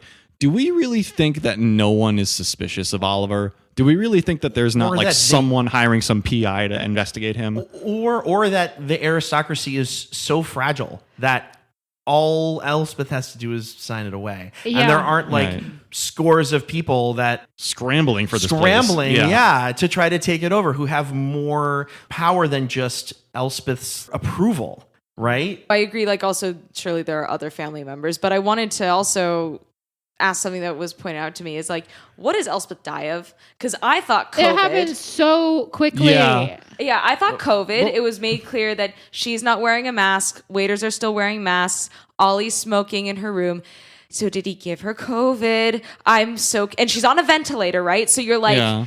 I was very curious about that myself because he says something like these past few months with you, meaning whatever sickness this is has come on very quickly. I mean, I interpret it as he orchestrated another death. But how? Yeah. yeah, but how do you give someone COVID like And that? whether or not it's COVID, Yeah, exactly. she is extremely ill and is not that old at this point. I mean, we've got a time jump. And even before the time jump, she was old enough to have like children in their late teens to early 20s. It hurt the believability of the ending and the time jump for me because like we said, the time jump makes sense because like COVID, but then it's like, so is that then an important plot device for how and why Elspeth dies? But then how could Ollie orchestrate that? It's very confusing, and you're right. There's no time to figure it out. Yeah. There was a detail in that scene where I thought like, well, there's no way that isn't suspicious. Because like if he like yanks a ventilator out of her esophagus, like how do you recreate that scene to look like it's not a murder? And he also, and I don't know what his motivation is for this, but at one point he's on top of her and her arms are falling limp. Oh, that's right. He's To the trying to get her to sides, hug and him. then he's like repositioning her arms so she's hugging him, and I'm like, is he expecting someone to walk in? Or he just wants her embrace. I'm also curious, like, are they sleeping together? Like, what? Because at Good question. in that scene, Yeah. she's like, the coast is clear. And she's like, you're so Yeah. handsome. And I know that, like, she Yeah. is obsessed for whatever reason with appearances. So maybe something like that would come out of Elspeth's mouth. I think it's definitely possible. I think so, too. And also, I mean, that scene we realize is it's revealed in that scene that this framing device that's happened the whole movie of Oliver like giving his monologue on what's happened, it's in that scene. Yeah. And that was actually one aspect of the movie that also like took me out of it a little bit, because I felt like the framing device, it wasn't really adding much to the scenes that it was in. It was kind of just there giving a little narration.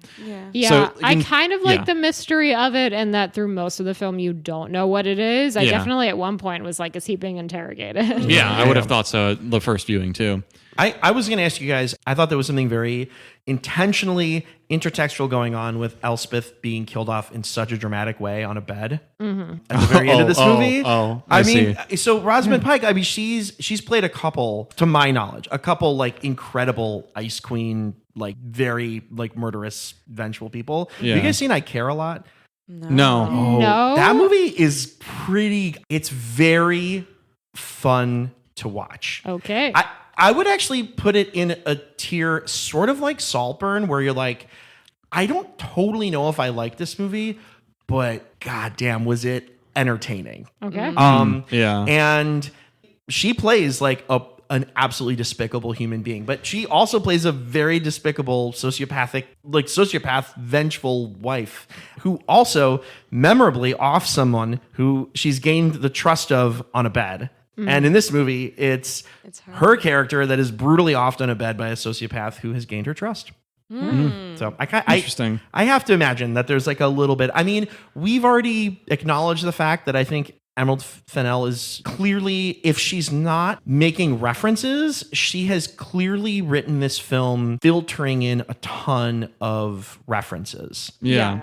pop culture references. And so to me, I'm like, there's got to be a reason why she's being killed off in such a dramatic fashion, you know? Yeah. And it's like also before both Promising Young Woman and Saltburn, Emerald Fennell was the showrunner for season 2 of Killing Eve, which is a show with some similarly dramatic murders and also this kind of theme of like the law side and the criminal side needing each other. Right. Interesting. Yeah, and it's like, so it's like when you know that show and see like the two sides of this sort of spectrum of righteousness that exists between Promising Young Woman and Saltburn, they all make a lot of sense as things that she would make. She seems very interested in, obsession, devotion to causes, things like that. We're going to start talking about some of our maybe the little details that we found particularly interesting and fun. Have many. Can I have mention many. actually a paratextual detail? Please. Yeah, so something, I mean, we haven't even mentioned it yet, but that perhaps adds a dimension to this film's existence is that 2 of its lead actors are people who grew up in working class situations. Barry Keoghan and Jacob Elordi. Yeah, both of them grew up in working class families and, have become famous quite young too. So, there's a lot of luck there. But I've heard that Barry Keoghan in particular, and perhaps it's true of Jacob Elordi as well, has a really incredible story of how he got to where he is. Isn't he like an orphan or something? I'm not sure. I would have to check. Okay. Could I jump in with some fun Jump little in. notable Go for things? I do like that fact, though, because I didn't know that about them. Yeah. So, some fun little notes. There is a shirt that Felix is wearing at the pub. It says, like, what happens in Cassiope stays in Cassiope. Yeah. Mhm. That is a village on the northeast coast of Corfu in Greece. And when you live in England, you realize that places in southern Spain and Greece are English Florida. And all that entails. So you have where the middle class people go and where the wealthy people go. And this bit of Corfu, Cassiope, it has a lot of luxury villas on it. And so there's also a temple to Zeus there. And this adds to the film's Greek mythology symbols. And then you notice there's the labyrinth, there's a hedge maze. And in the center is the Minotaur. And the Minotaur is placed in the center of Daedalus's labyrinth to stop him from eating people. And what does Ollie do? He's Eat eating people. people. Oh, yeah. And so I just found that kind of fun connection there where like just it alludes to both Felix's wealth before you know he lives on an estate and then primes you for this sense of like mythos going on. And that was just kind of a very big like, oh my God, I noticed it on the second viewing. The rest, I think I've said, I just liked the line, I was a lesbian once, men are nice and dry. Yeah, that's a good one. Women are too wet, men are nice and dry. And Elspeth has a lot of really good got a lines. bunch of- Yeah. I like when she's talking about how common people couldn't have possibly been written about her. And she says, she had a thirst for knowledge. Couldn't have been me. I've never wanted to know anything.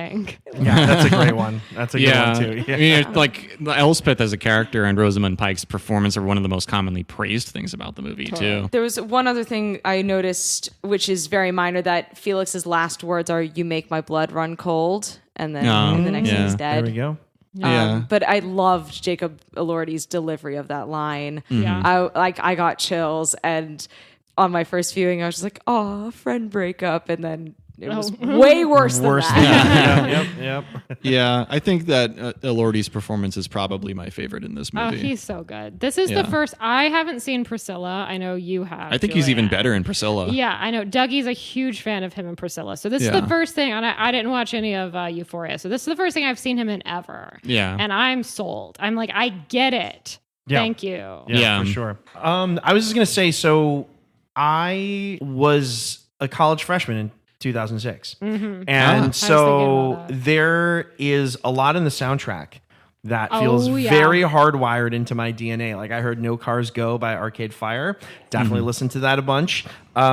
The album Silent Alarm, I listened to all the time when I was in high school. It was like 2004, 2005. And so when they played this Modern Love, I was like, I haven't heard the song in 20 years, but I used to love listening to this song. So it brought me right back to like driving and running around my neighborhood. Yeah. And then I got to say, I've had such an interesting relationship with this song because the first time I heard it, I saw it, the music video of it, and I was like, whatever. I was like so not into this. But when I listened to this song without any sort of visual reminder of the artists themselves, this is like one of my favorite songs, like full stop, I've ever heard, which is MGMT's Time to Pretend. Oh, It's yeah. a great song. It's a great song. Can we just like talk about It's how a- freaking good that song It's is? a great song. Dougie was like, I want movies to stop using this song. Oh, okay. He was I like, don't this think song I've is seen so the movie. overused in movies, Oh, but man. It's becoming But- the new Gimme Shelter. but it's still an incredible song.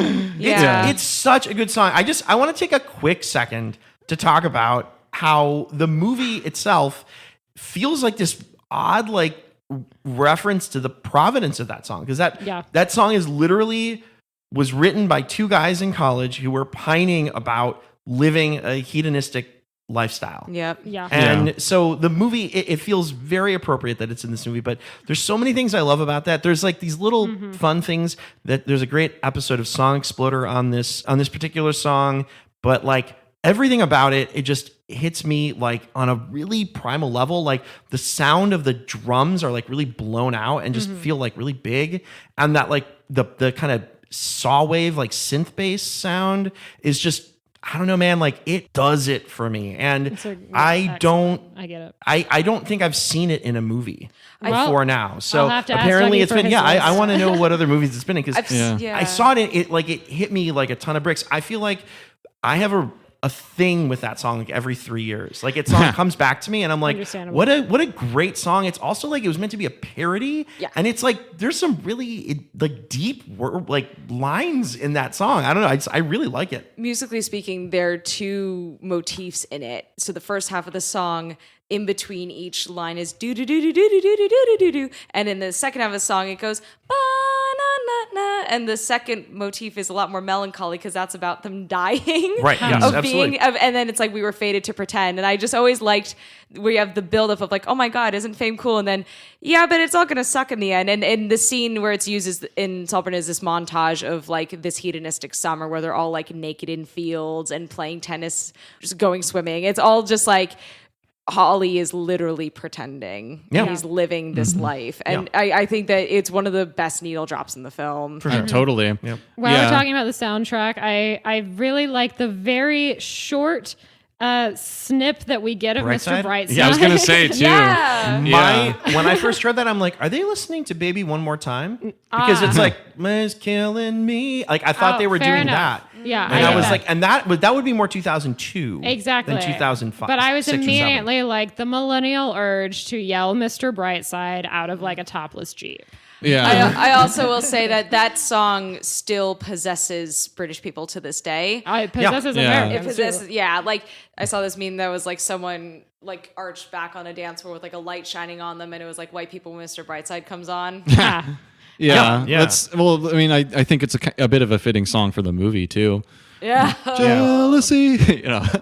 Totally. But, yeah, and just that experience of looking on at someone, from outside of the scene Yeah. or the periphery of the scene. Yeah, and that's also played during the moment when they're driving back to Prescott, when before Ollie knows where Felix is taking him. Yeah. And there's just like that element of the rug being pulled out in that song, and then it's about to happen in the movie too. Totally. Yeah.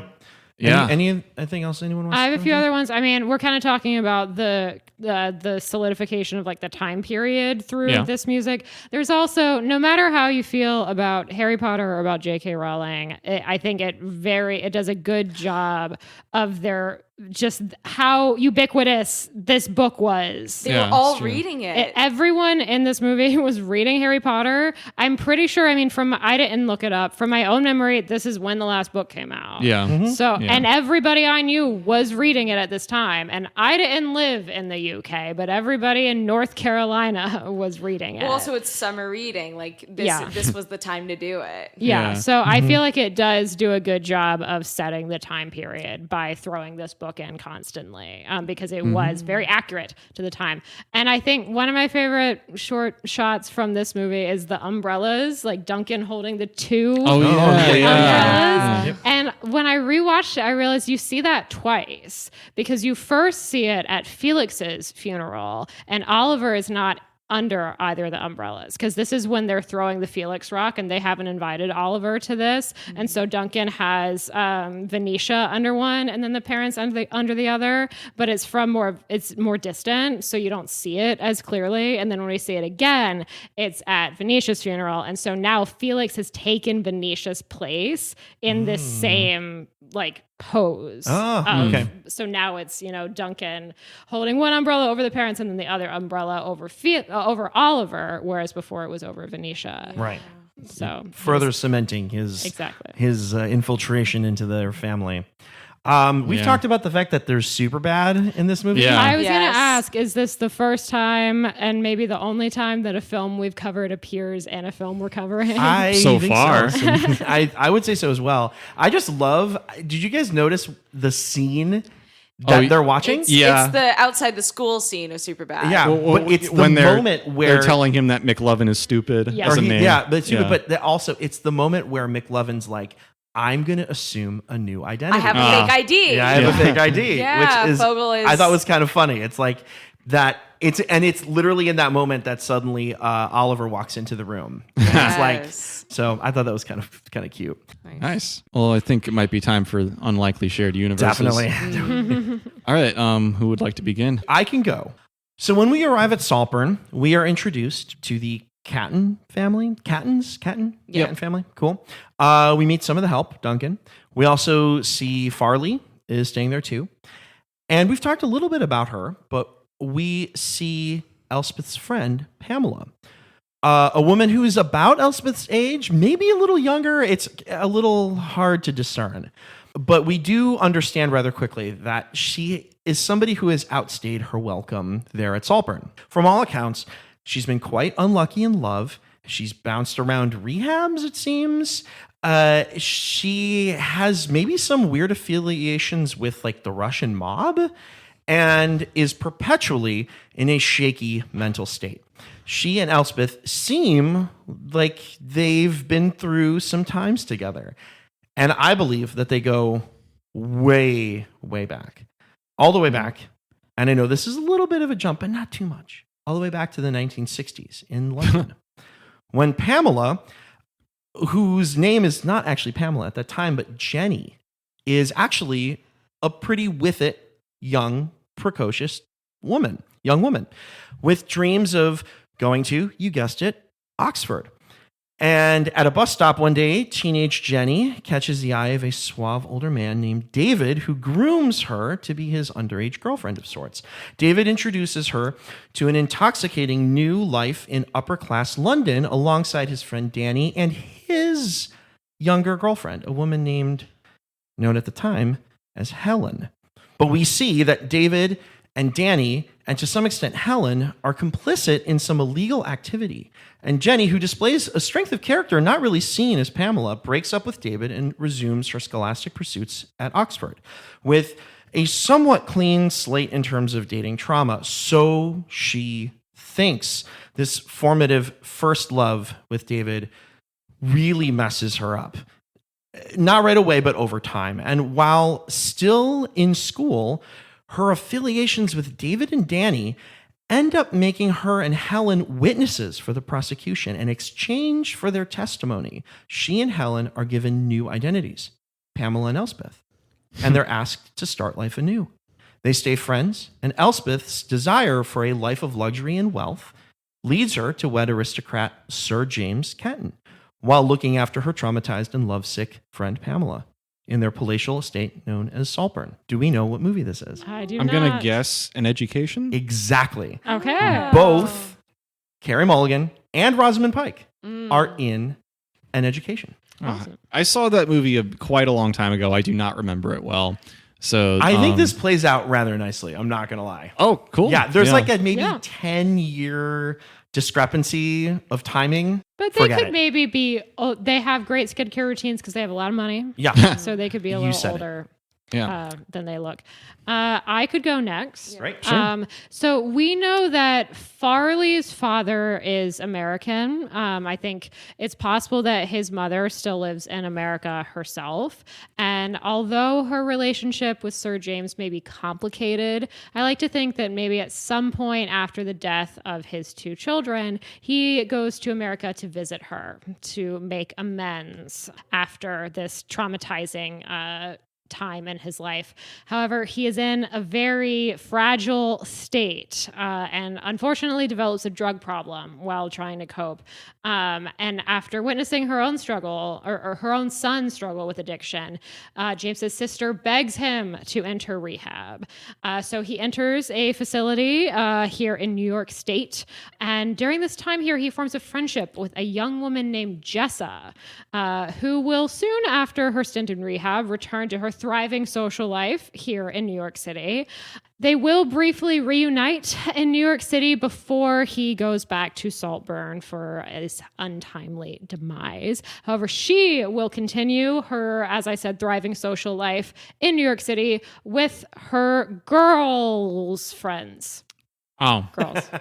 Nice. I couldn't entirely figure out how to end it. This is Girls. Richard E. Grant is very fun as a recurring guest character on Girls. Oh, cool. Nice. Who is he?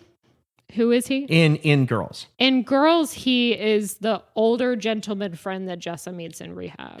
Oh, okay. Right. I didn't realize that was Richard E. Grant. Yep. There we go. Well, since you've talked about him, may I pick this up? Absolutely. So, Sir James Caton, to speak a little bit about where he was before the events of Saltburn. So, we've talked a lot about this performance of being of a lower class that Oliver has put on throughout the movie. And perhaps this was the story of James for some time, too. Only instead of performing it and, lying about his state to some other people that he is around, he's actually living like this for a little bit. He knows he could go back to his wealthy family if he needs it, but he decides to live by more modest means for some time and pursues a career as an actor. And, he meets a best friend in his time in acting school named Marwood, who happens to refer to himself a lot in the first person. And there's one weekend that they spent together in, or perhaps it's a bit more than a weekend. There's this one trip that they take together, sometime in the 1960s as fellow aspiring actors that kind of brings them apart, sadly, but makes James Caton realize that he is not looking towards this acting life, or that he just can't make it. And then he sort of returns back to his cushy upbringing and continues to live somehow by those means in the years that follow. Oh, and also, as he is living this life, he briefly adopts a stage name for himself, calling himself Withnell. Withnell and I. Yep. Yeah. With Yeah. Paul and I, yeah. The star-making movie for Richard E. Grant, the first thing he was in, and still a definitive performance of his to this day. Phenomenal movie. I haven't seen it, but I've heard something about it. Yeah. Yeah, I should check it out. Yeah.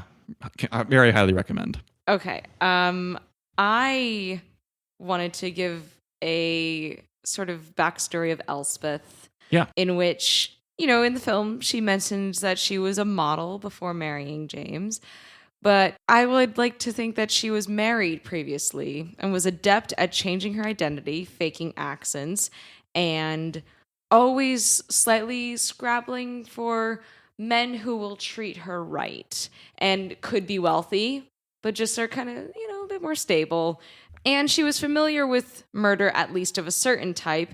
And let's say after several events, she wanted to finally escape that world and start anew.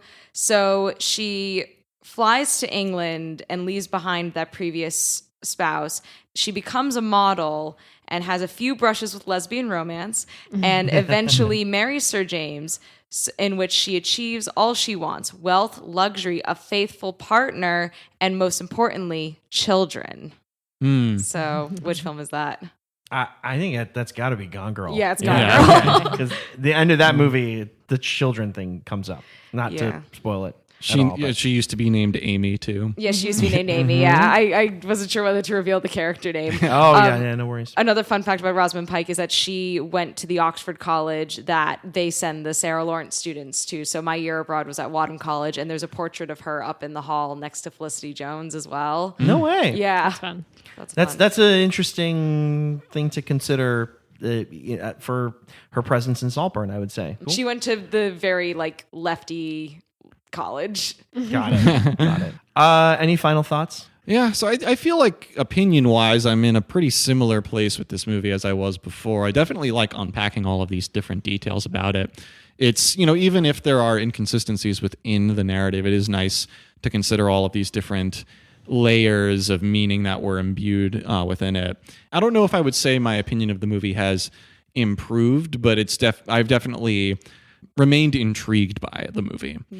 Awesome. Yeah, I feel like even though this movie concerns itself with a lot of well-trodden themes and plot points, I think there is a certain amount of attention to detail in how it looks and how it's told that I'm going to say for the time being has convinced me that it's earned a place amongst some of the stuff that it feels derivative of. Not necessarily that it's good or that it's better or that it's absolutely on the level, but I think this is a very, I said this before. Emerald Fennell, she clearly made the movie she wanted to make. Yeah. She's very open about how much she thought through this film, how much what you are seeing on screen is an accurate reflection of what she hoped it would be. Yeah. And so, I mean, considering how hard I think it is to make movies, we don't talk about this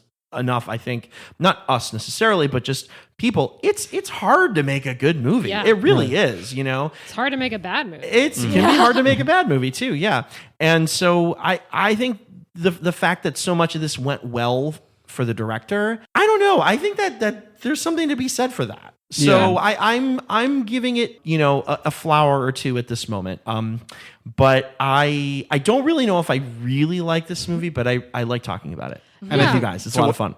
Yeah. Ultimately, between this film and Promising Young Woman, they set up the early films of a director that I think I'm really interested to see where she will continue to go as she continues to develop her craft. She clearly really wants to shock. She's not afraid to put things on a screen that are uncomfortable to look at, that are uncomfortable to linger on. Mm-hmm. And whether or not it's like pleasant to watch on your television or in a theater, it is still interesting. Yeah, And absolutely. It's true. I appreciate a young director who is doing something interesting in film. So I am still processing this film as well. I'm not going to go as far as to say I necessarily liked it, but I enjoyed watching it. I enjoyed the experience. I enjoyed talking about it. And I will absolutely watch her next film whenever it comes out. Yeah, I think I would say the same. Yeah. How about you, Michaela?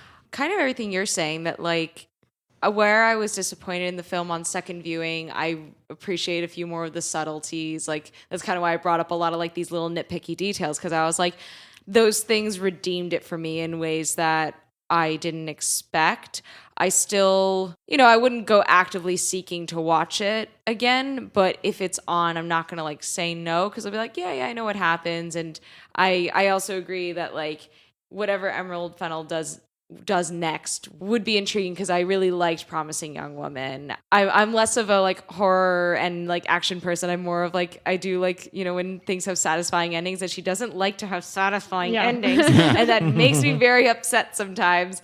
But I know that like life isn't like that. And she does like to play to extremes. So whenever her next film comes out, I will put myself in that certain mood to watch it. And I mean, in terms of an estate film, I hope that one day there is one, even though there have been some already, that really, really undermine the way that such like strong class divisions have been set up, because I think what Saltburn attempted to do, it did it in I feel like it didn't meet its potential in that sense, but I'm okay with that, because I can still watch this film and enjoy it without being like, you didn't do everything perfectly. Right. Yeah. Right. Yeah. I kind of feel that way too. It's like there are a lot of things about the experience of watching this movie that I felt were very, like, I was very engaged watching it, and not just from a perspective of I have to talk about this movie in some cogent way in a couple days. It was like I was with it. I was with it, and even though I feel like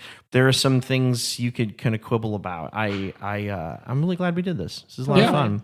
Thank you for joining us, by the way. Absolutely. Thank you. Yeah. It's really cool. Thanks so much for having me on the show. Yeah, it's been great having you. You fit right in. And I just have to say, too, I keep thinking that the name Emerald Fennell just sounds like some pretty interesting ingredients. Absolutely. Yes. Every time I see her name written, I'm like, I just think of like fennel. Like fennels. Yeah. There's probably like some Alamo draft house somewhere that's putting, is putting a cocktail or a dish together with some regard for her name. It's absinthe.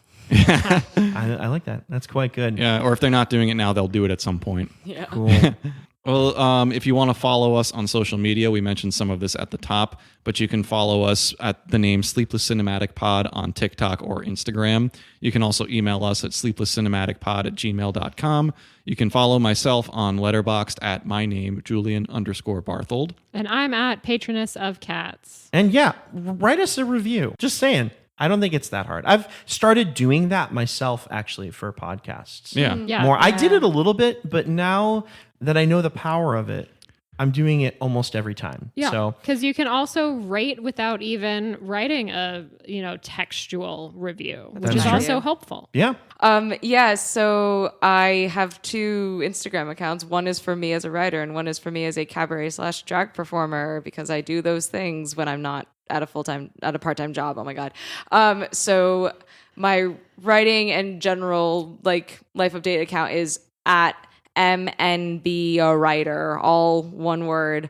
I think I was trying to go for a pun and it didn't work because my name doesn't work for that. And then the drag account is at Jane_N_Jeff. So at Jane and Jeff, just with underscores to differentiate it. So if you like either of those things, that's where you can find me. Awesome. All right. Thank you for sharing that. Cool. All right, guys. Thank you again. Good night. Good night. Good night.